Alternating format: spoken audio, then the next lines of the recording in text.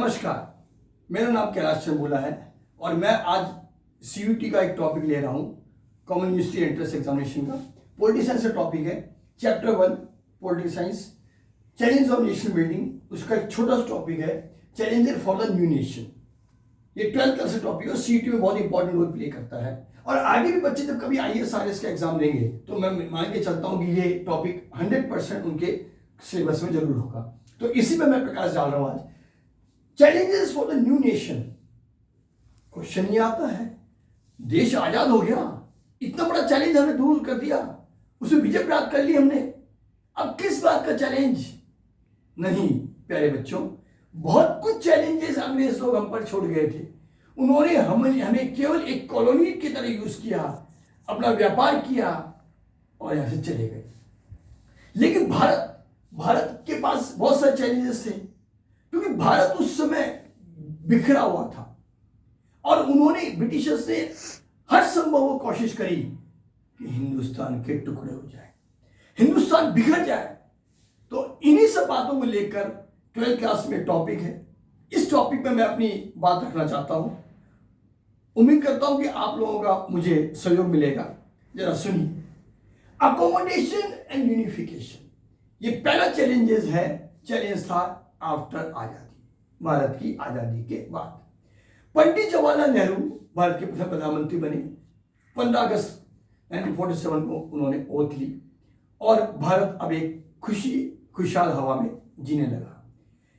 लेकिन ये इतना आसान नहीं था, क्योंकि मैं पहले बता चुका हूं कि अंग्रेज भारत को जिस कंडीशन में छोड़े गए थे, उस कंडीशन में भारत को अब वर्ल्ड के सामने, पूरे विश्व के सामने एक मजबूत राष्ट्र बनाना है, फेस करना है। तो उसके लिए बहुत कुछ कमियां थी, उन कमियों को दूर करना था हमको। और उन्हीं कमियों के संदर्भ में ये टॉपिक है। मेन 3 चैलेंजेस थे। अकोमोडेशन, जिसे हम कहते हैं अकोमोडेट करना। किस चीज को अकोमोडेट करना? डाइवर्सिटी को अकोमोडेट करना। आप सभी जानते हैं, पढ़ते भी होंगे, मूवीज में देखा भी होगा, टीचर से सुना भी होगा, भारत एक बहुसंस्कृति राष्ट्र है, मल्टीकल्चरल कंट्री है, जिसे आप इंग्लिश में कहते हैं India is a diverse country. Yes, I agree, India एक डाइवर्स कंट्री है in terms of the culture, in terms of the religion, in terms of the caste, in terms of the physical features, और भी बहुत सारी बातें हैं जो भारत को अलग अलग रूप में दिखाई देती है। लेकिन फिर भी ये भारत के लोगों की ही सबसे बड़ी इच्छा है कि हम चाहे अलग अलग डाइवर्स कल्चर के हो, अलग अलग रीजन के हो, अलग अलग भाषा बोलते हो, लेकिन फिर भी हमारे मुंह से एक शब्द निकलता है, हम सब भारतीय हैं। और भारत के संविधान निर्माताओं का मैं धन्यवाद देना चाहूंगा। उन्होंने इस तरह का संविधान बनाया है भारत के लिए, जिसमें भारत को वो आपस में जोड़ सके। ये सब बातें कहने को तो आसान लगती है, लेकिन प्रैक्टिकल वे में जब हम इन चैलेंजेस की बात करते हैं तो ये चैलेंजेस को दूर करना भारत के लिए बहुत बड़ी चुनौती था। क्यों हुआ ऐसा? किस लिए हुआ? किस कंडीशन में हुआ? इसमें मैं थोड़ा प्रकाश डालूंगा। पार्टीशन, भारत आजाद हो गया और बड़े दुख के साथ मुझे बोलना पड़ता है, भारत 2 स्वतंत्र राष्ट्रों में विभक्त हो गया। एक राष्ट्र जिसे हम भारत कहते हैं, जो हमारा अपना है, दूसरा पाकिस्तान। तो उस समय की कंडीशंस के अनुसार ये कुछ फैसिलिटीज दी गई थी कि जो लोग हिंदुस्तान आना चाहते हैं, वो पाकिस्तान के वो एरिया जो पाकिस्तान में चला गया, आप एक इंडिया आ सकते हैं। अब उनको हिंदुस्तान में मिलाना, यहां के लोग वहां जाना, पार्टीशन एक बहुत दुखदायी घटना थी। अब इंडिया आजाद हो गया, इंडिपेंडेंट नेशन बन चुका है। उस नेशन में अकोमोडेट करना बहुत सारी बातों को, ये बहुत बड़ा चैलेंज था। जाति, कास्ट जिसे हम कहते हैं, रिलीजन, लैंग्वेज, कल्चर, इन सबको एक करना, एक सूत्रधार में लाना। अभी भी भारत में ये स्वतंत्रता है। अब जब स्वतंत्रता की बात आती है, क्योंकि अकोमोडेट करने में ये ध्यान रखना आप लोग कि कभी हिंदुस्तान ने जबरदस्ती नहीं करी किसी कम्युनिटी के साथ कि नहीं आप ये अपनाइए, आप ये अपनाइए। इसलिए मैं बता दूं, भारत के संविधान निर्माताओं ने ये बात बहुत ही ढंग से बात कही है। हमारे यहां पर संविधान निर्माताओं ने हमें मूल अधिकार दिए हैं। अब आप कहेंगे सब अकोमोडेशन का मूल अधिकार से क्या संबंध हुआ? मैं आपको क्लियर कर दूं यहां पर कि अकोमोडेशन का मतलब ये नहीं था कि किसी पर जबरदस्ती कोई चीज थोपी जाए। आज भी नहीं होता है, इंसान, चाहे वो किसी जाति का हो, हिंदू हो, मुस्लिम हो, क्रिश्चियन हो, सिख समुदाय का हो, हिंदुस्तान की खुली आबो हवा में जीते हैं। और अगर हम प्रैक्टिकल बात करें, कुछ समस्याएं हैं, कुछ मतभेद हैं, वो मतभेद किसी एक जाति, एक धर्म या एक रीजन के द्वारा पैदा किए हुए नहीं है। वो कुछ मतभेद हैं जो समय रहते हुए दूर हो चुके हैं, बहुत कुछ और दूर हो जाएंगे। लेकिन मूल अधिकार जिसे हम कहते हैं फंडामेंटल राइट, मैं बता दूं आर्टिकल 14 to 18 भारत के संविधान में दिया गया समानता का अधिकार। आर्टिकल मैं लिख नहीं पा रहा प्रॉपर, माफी चाहूंगा। भारतीय संविधान के अनुच्छेद 14 से 18 जो मूल अधिकार है संविधान के भाग 3 में दिए गए हैं, इनका इस अकोमोडेशन टॉपिक को समझाने बहुत महत्वपूर्ण रोल है। हमने संविधान निर्माताओं ने एक बात सबसे कही, आप किसी भी जाति के हैं, आप किसी भी धर्म के हैं, किसी भी रीजन के हैं, कोई भाषा बोलते हैं आप अलग अलग, हमें इससे कोई सरोकार, हमें इससे कोई मतभेद नहीं आपसे। आप हिंदुस्तान में हैं, आप हिंदुस्तानी नागरिकता ले रखे हैं, आपको सबको समान अधिकार दिया है। इन्हीं बातों से ये अकोमोडेशन और सोशल डाइवर्सिटी जिसे मैं कह रहा हूं, उसको एक करने में कोई वक्त नहीं लगा।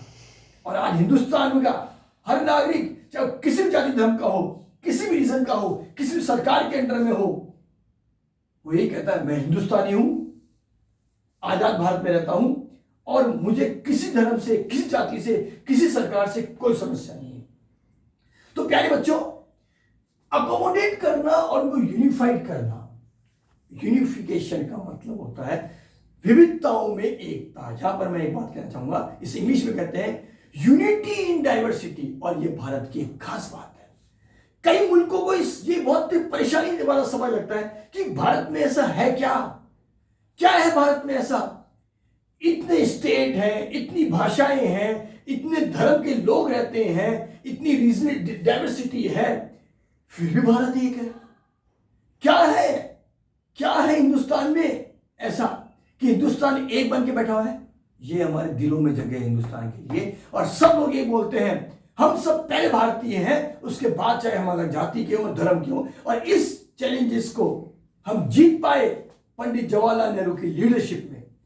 और आपके इस चैप्टर में आपको यही समझना है कि यह समस्या दूर कैसे हुई। कुछ कमीशन बने, कुछ कमेटियां बनी, उन कमेटियों ने अपनी रिपोर्ट सबमिट करी, और उस रिपोर्ट के बाद ये हिंदुस्तान में, और इसमें मैं जब भी बता रहा हूं आपको, मैं फंडामेंटल राइट, मूल अधिकार, आज मूल अधिकार सबको एक जैसे मिले हुए हैं, समानता का अधिकार, स्वतंत्रता का अधिकार। और ये अधिकार भारतीय संविधान के भाग 3 में दिए हुए हैं, आर्टिकल 14 से लेकर 32 तक। और आर्टिकल 32 जिसे आप कहते हैं संवैधानिक उपचारों का अधिकार, कॉन्स्टिट्यूशनल रेमेडीज कहते हैं इसको हम लोग।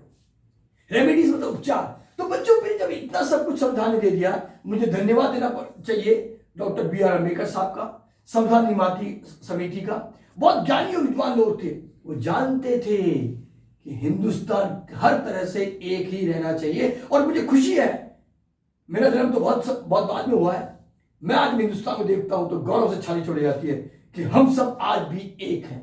अकोमोडेशन कर दिया हमने, इस डाइवर्सिटी पर हमने विजय प्राप्त कर ली। डाइवर्सिटी आज भी है, याद रखिए मेरे शब्दों को बहुत सही तरीके से लीजिए।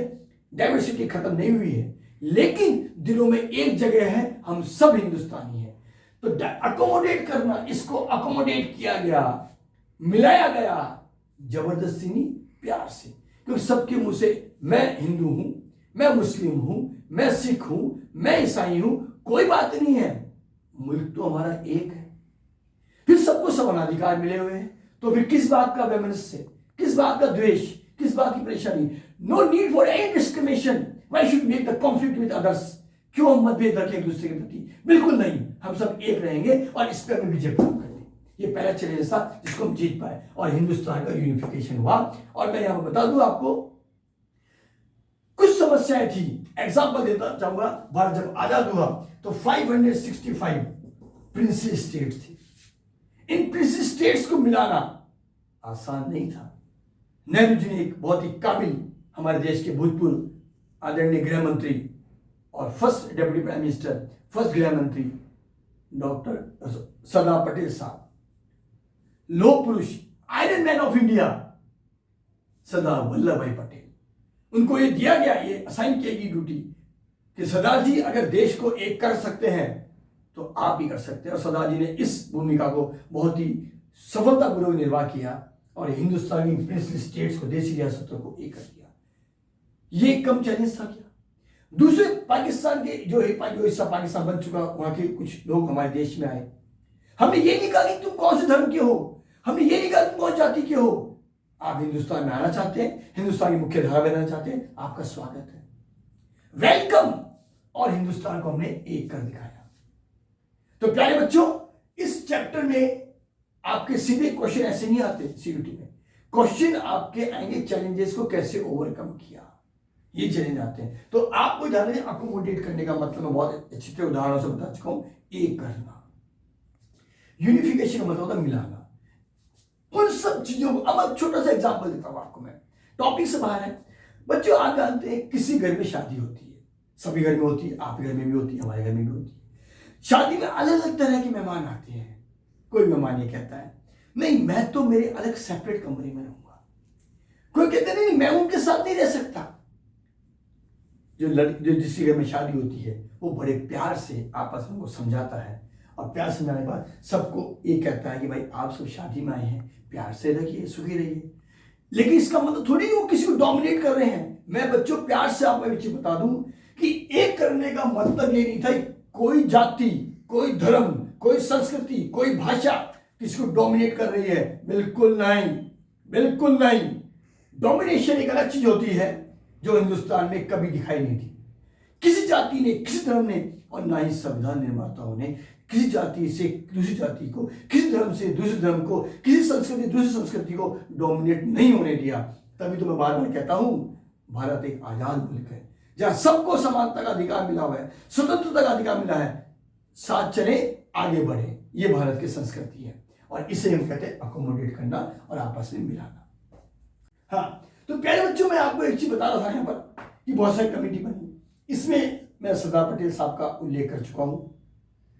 उसके साथ साथ 1953 स्टेट रिकंस्ट्रक्शन कमीशन, इसका मेन उद्देश्य था राज्यों को आपस में मिलाना, एक करना। कुछ विविधताएं थी, नए स्टेट बने, और ये सब भी चीजें हमारी चीजों को अकोमोडेट करती है। स्टेट रिकंस्ट्रक्शन कमीशन का मेन उद्देश्य था कोई कॉन्फ्लिक्ट किसी स्टेट में, जैसे मैं आपको बता दूं महाराष्ट्र और गुजरात, पंजाब, हरियाणा, और भी बहुत सारे एग्जाम्पल हैं। ये स्टेट में कुछ डिस्प्यूट थे, लेकिन हमने बड़े प्यार से इनको भी सॉल्व कर दिया, इन समस्याओं को निजात कर दिया। आज दोनों स्टेट खुशहाल है, चाहे पंजाब हरियाणा हो, चाहे महाराष्ट्र गुजरात हो, चाहे आंध्र प्रदेश या कर्नाटक हो। कुछ डिस्प्यूट थे और कुछ आंदोलन भी हुए, लेकिन हमारे प्रधानमंत्री पंडित जी ने और सरदार पटेल साहब ने इन समस्याओं को प्यार से निकाल लिया। पड़ोसी मुल्क देख रहे हैं कि हिंदुस्तान में एकता कैसे कायम है। ये एकता हमारी नसों में दौड़ती है। हम मतभेद रखते हैं, देखो मतभेद सब जगह होंगे प्यारे बच्चों, लेकिन मतभेद से बाहर निकलना ये हमारी आदत है, और हम भारत को एक मुल्क बना के छोड़ते हैं, ये हमारी आदत बन चुकी है। चलिए इसी मोड पर दूसरे चरण पर चलते हैं, डेमोक्रेसी का एस्टेब्लिशमेंट करना। डेमोक्रेसी जिसे लोकतंत्र कहा जाता है, इसको हिंदुस्तान में लाना आसान भी था और कठिन भी था। आसान कैसे था कि विदेशी हुकूमत से हम छूट चुके हैं, विदेशी हुकूमत को हम भगा चुके हैं, अब सबको एक पाठ पढ़ाना है, सब समान है, और ऐसी सरकार बनानी जिसमें जनता की भागीदारी हो। इसे हम कहते हैं डेमोक्रेसी को एस्टेब्लिश करना, डेमोक्रेसी को स्थापित करना। और डेमोक्रेसी का स्थापित करने के पीछे सबसे जो खास चीज होती है उसे हम कहते हैं election. The government is commitment, government का कमिटमेंट था अपने आप से कि हम ऐसी सरकार बनाएंगे, ऐसा लोकतंत्र बनाएंगे जिसमें हर आदमी की भूमिका हो, व्यक्ति विशेष की भूमिका हो, आम नागरिक की भूमिका हो।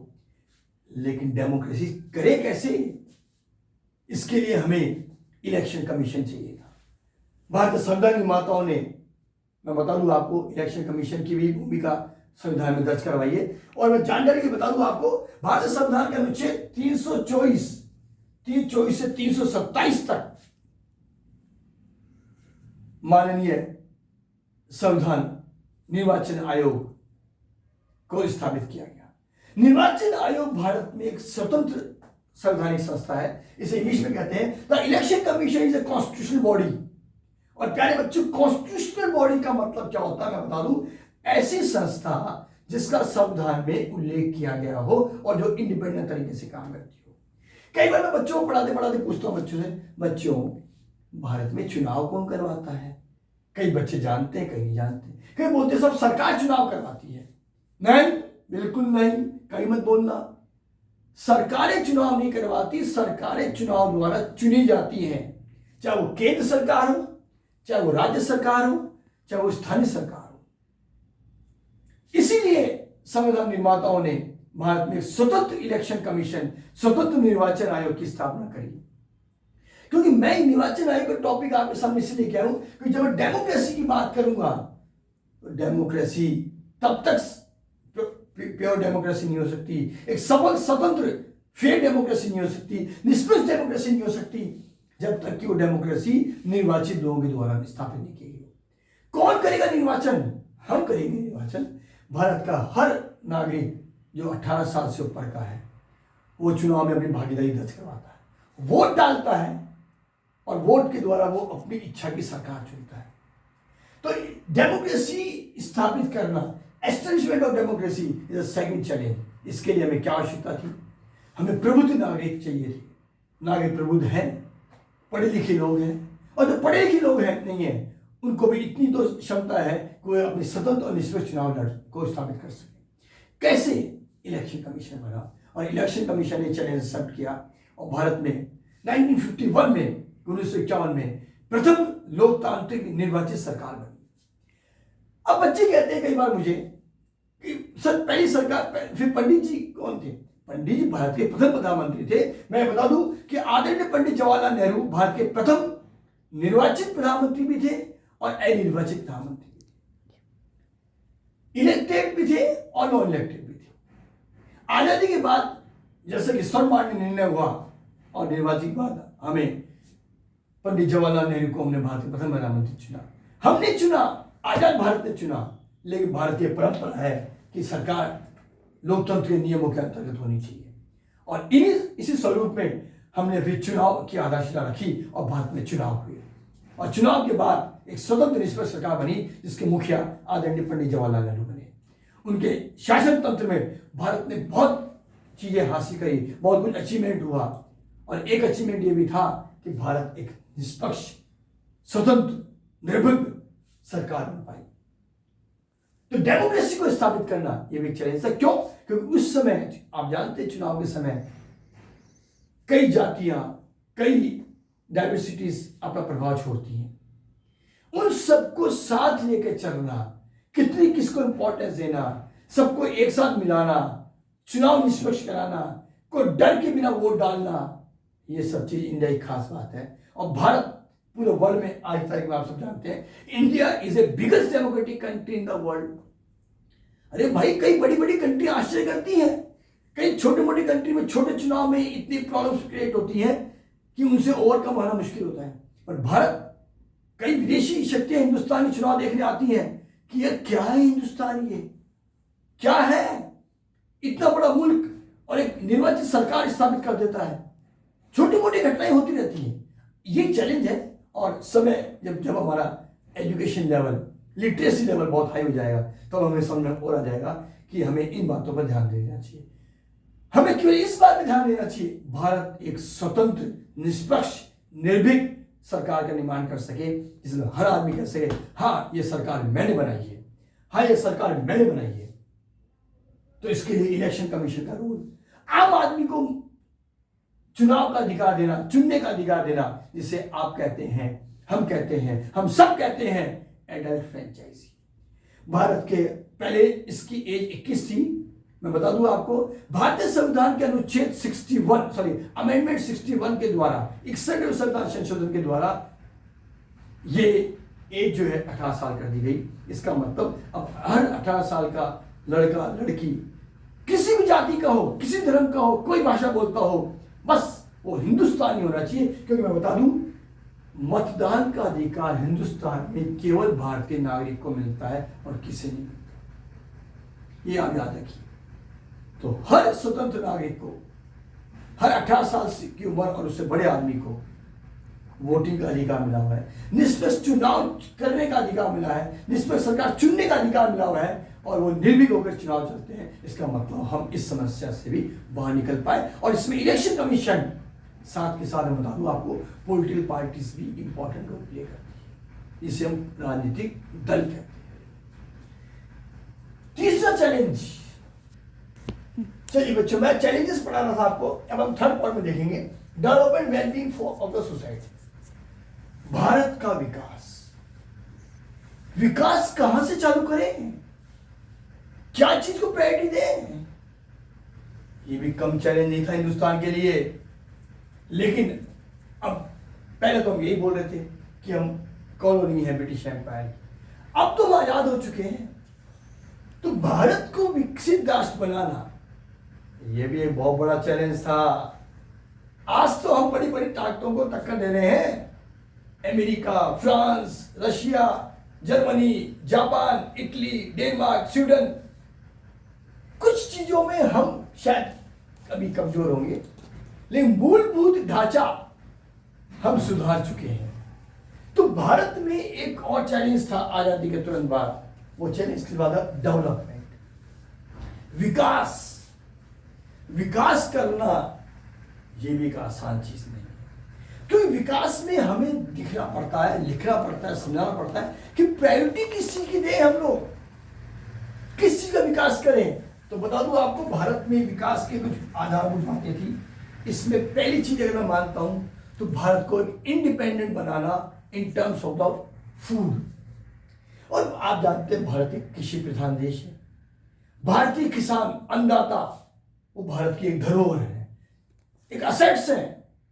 तो विदेशों से हम अनाज का आयात करें, इंपोर्ट करें, उससे बेटर है कि भारत को एक स्वतंत्र राष्ट्र बनाकर और भारत को सक्षम राष्ट्र बनाकर हम इस कंडीशन में भारत को ला दें कि हम गेहूं, वीट, राइस, चावल जो मेन फूड क्रॉप्स हैं, इनका हम एक्सपोर्ट करें। और मुझे खुशी है ये आपको बताते हुए कि आज भारत इस स्थिति में है कि हम इन मेन जो फूड क्रॉप्स हैं, खाद्य जो फसल है, उसका हम एक्सपोर्ट भी करते हैं।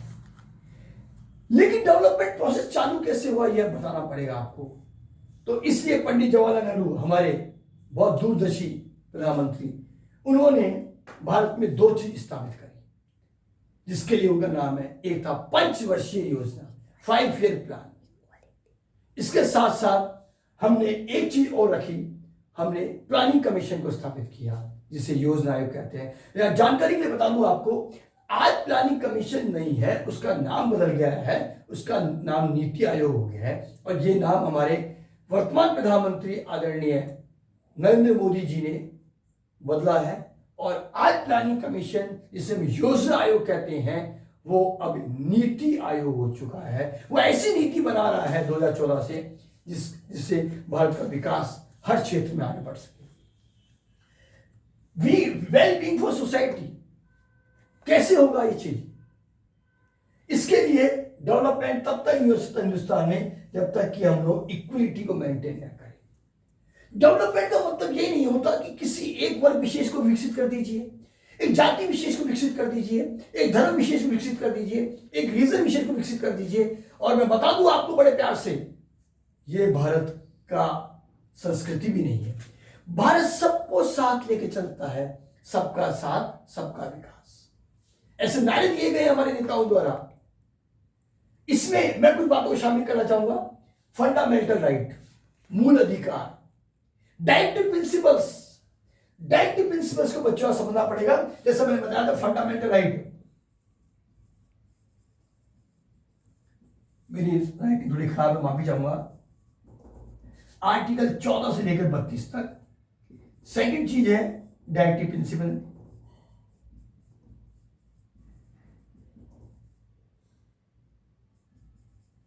इसे हिंदी में कहते हैं नीति निर्देशक तत्व। आर्टिकल 36 से 36 to 51 तक शामिल है। प्यारे बच्चों, ये दो चीजें हिंदुस्तान के विकास में महत्वपूर्ण भूमिका दर्ज करती हैं। इक्वलिटी को मेंटेन करना और सबको खाद्य पदार्थ मिलना, ये बहुत जरूरी है था हिंदुस्तान में।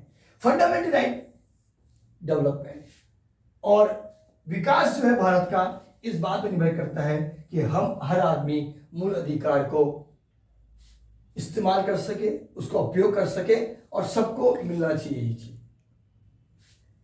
आर्टिकल 14 ये कहता है समानता का अधिकार। तो विकास का मतलब कभी ये नहीं रहा हमारे हिंदुस्तान में कि एक क्षेत्र का विकास, एक रीजन का विकास, एक कम्युनिटी का विकास। हम सबके विकास की बात करते हैं क्योंकि इसका विकास का सीधा संबंध जो है हमारे समाज जो है, उन समाज की मुख्य धारा और उनके विकास से। हिंदुस्तान में कभी ऐसा नहीं हुआ कि एक क्षेत्र, एक रीजन का विकास कर दिया हो और दूसरे का विकास नहीं किया हो। सबका विकास होगा हिंदुस्तान में, सबका विकास होता है। ये 14 से 18 मूल अधिकार। आप कहेंगे बार बार मूल अधिकार की बात कर रहे हैं, तो बच्चों जब तक सबको मूल अधिकार नहीं मिलेंगे, विकास की परिभाषा नहीं पूरी होती। विकास मेरा, विकास तुम्हारा नहीं। किस मध्य विकास? आर्थिक विकास, सामाजिक विकास, सांस्कृतिक विकास, राजनीतिक विकास, ये सब विकास होते हैं।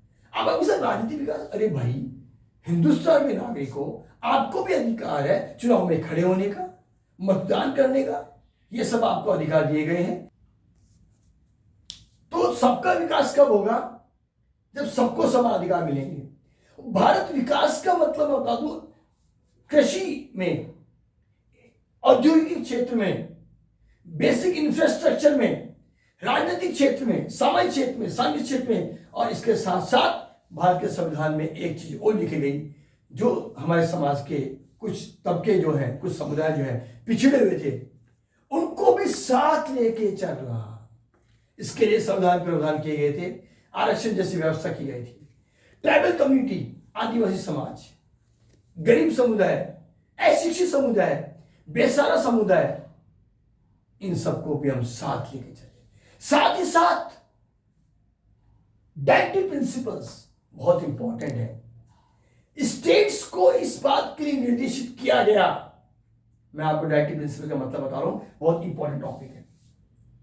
डायरेक्टिव प्रिंसिपल के बारे में हिंदी में बता दूं, नीति निर्देशक तत्व, जो नीतियों को निर्देशित करते हो, डायरेक्टिव करते हो, निर्देशन देते हो। किस बात का निर्देशन? और बता दो बच्चों, ये जो नीति तत्व है, this is for state government. ये स्टेट गवर्नमेंट के लिए होते हैं। Whenever the state government is going to introduce or framing any law, they should keep these things in mind कि we should apply the directive principle. मैं आपको example देता हूं। कोई भी सरकार महिला विकास, बालिका विकास, पोषण, इसके लिए कोई कानून बना रही है, तो नीति निर्देशित तत्व संविधान में ऐसी उल्लेखित बातें हैं जो स्टेट गवर्नमेंट को ये निर्देशित देती हैं कि आप इस लॉ को इस तरह से बनाकर और अच्छा, हेल्दी और गुणवान या फलदायक, लाभान्वित लॉ बना सकते हैं। दैट इज कॉल्ड नीति निर्देशित तत्व। महिला विकास की बात कर रहे हैं हम लोग, हम शिक्षा की बात कर रहे हैं, तो नीति निर्देशित तत्व गाइड करते हैं कि शिक्षा आप महिलाओं को देना चाहते हैं, उनके विकास के लिए आप कमिटमेंट है, तो आप उनकी फ्री एजुकेशन दीजिए। इसका अभी इसी निर्देशन में मैं बता दूं आपको, आप सब जानते हैं, सुना होगा, बहुत देखा होगा, मिड डे मील प्रोग्राम। ये क्या है? मिड डे मील प्रोग्राम जो है, ये उन बच्चों के लिए था, सरकारी स्कूल में ये मोस्टली होता है, जो बच्चे स्कूल छोड़ देते हैं, ड्रॉप आउट चिल्ड्रन हो जाते हैं, वो स्कूल में आए, शिक्षा लें, विकास करें अपना, उनको मिड डे मील, दोपहर का खाना स्कूलों में मिलता है, जिससे वो स्कूल ना छोड़ें।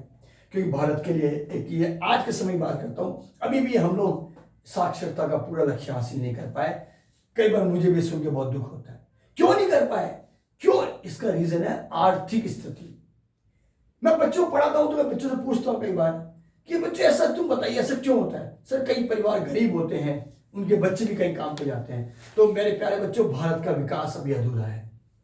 लेकिन ऐसा नहीं कि हमने कुछ नहीं करा 75 सालों में, नहीं। हमारी सरकारें, हर सरकारों मतभेद होते हैं, होते रहेंगे, कोई दिक्कत नहीं है।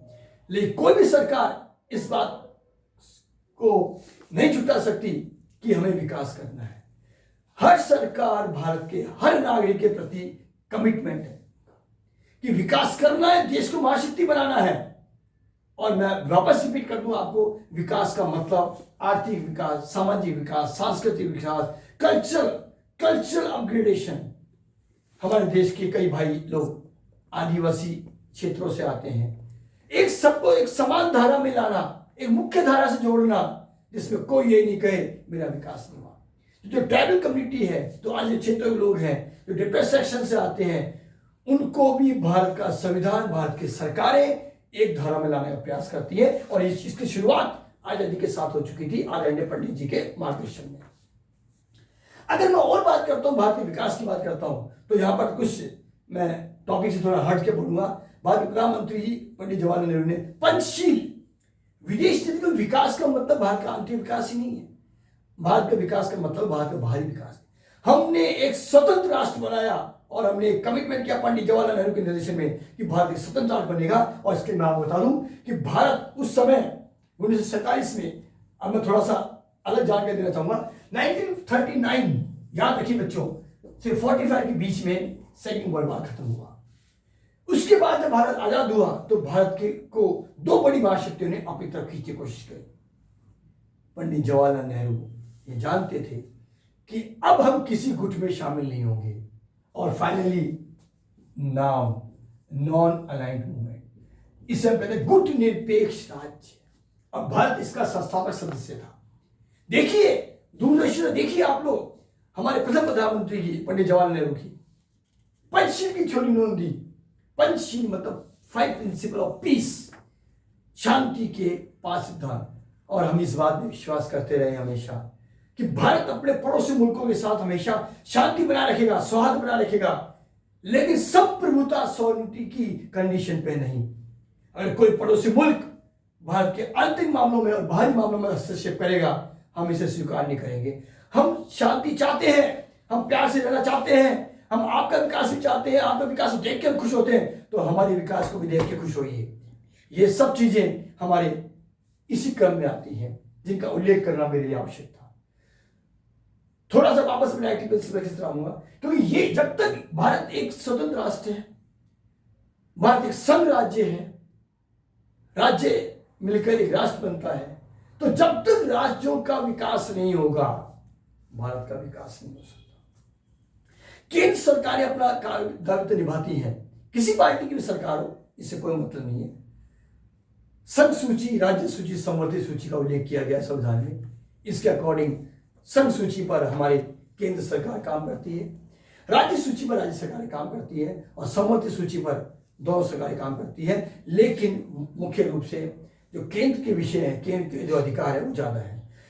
लेकिन डायरेक्टिव प्रिंसिपल केवल स्टेट गवर्नमेंट के लिए है, और इनको निर्देशित किया जाता है राज्य सरकारों को कि आप संविधान का निर्माण और कानून का निर्माण करते समय इन मूलभूत निर्देशित बातों का ध्यान रखिए। तो प्यारे बच्चों, मेरे ख्याल से मैं मेन चीजें आपको इस टॉपिक की बता चुका हूं। मुझे उम्मीद है कि आपको ये पसंद आया होगा। कुछ कमियां हो तो जरूर दूर करने की कोशिश करूंगा। अब मैं जरा वापस एक बार रिपीटेशन कर देता हूं कि हमारा टॉपिक क्या था, जिससे आपको याद रहे, क्योंकि ये एक टीचर का दायित्व बनता है कि वो मूलभूत बातें जो है इसमें शामिल करें। चलिए, तो टॉपिक था, वापस से बता दूं जिन्होंने क्लास लेट ज्वाइन करी होगी। 12th का टॉपिक सीयूटी एग्जाम के लिए है, और भारतीय संस्कृति जो है, सॉरी, टॉपिक था हमारा challenges for the new nation. पहला चैलेंज था हमारा अकोमोडेट सोशल डाइवर्सिटी। हमने विविधताओं में एकता की बात करी। संविधान निर्माताओं का योगदान महत्वपूर्ण है, डॉक्टर बी आर अम्बेडकर साहब का योगदान महत्वपूर्ण है, राजेंद्र प्रसाद का योगदान महत्वपूर्ण है, पंडित जवाहरलाल नेहरू का योगदान महत्वपूर्ण है, और भी बहुत सारे नेता जो समय सरकार के विभिन्न पदों पर आसीन थे, उन सबका योगदान महत्वपूर्ण है। तो क्या किया इसके लिए हमने स्टेट रिकंस्ट्रक्शन कमीशन बनाया 1953 में। उसके द्वारा भारत के सारे स्टेट जिनमें मतभेद थे आपस में, उन मतभेदों को सुलझाया। आदरणीय iron man of India, great person आदरणीय सरदार वल्लभ भाई पटेल, उनके योगदान को भूलना नहीं चाहिए। 565 प्रिंसिपल स्टेट थे, उन सबको मिलाया। कुछ रियासतों में प्रॉब्लम थी, उनको समझाया। ये बहुत बड़ा चैलेंज था भारत को एक राष्ट्र बनाने के लिए। कुछ समस्याएं हैं अभी भी, जो मैं मानता हूं कि समय के साथ सरकारें इस पे काम कर रही हैं और दूर हो जाएंगी।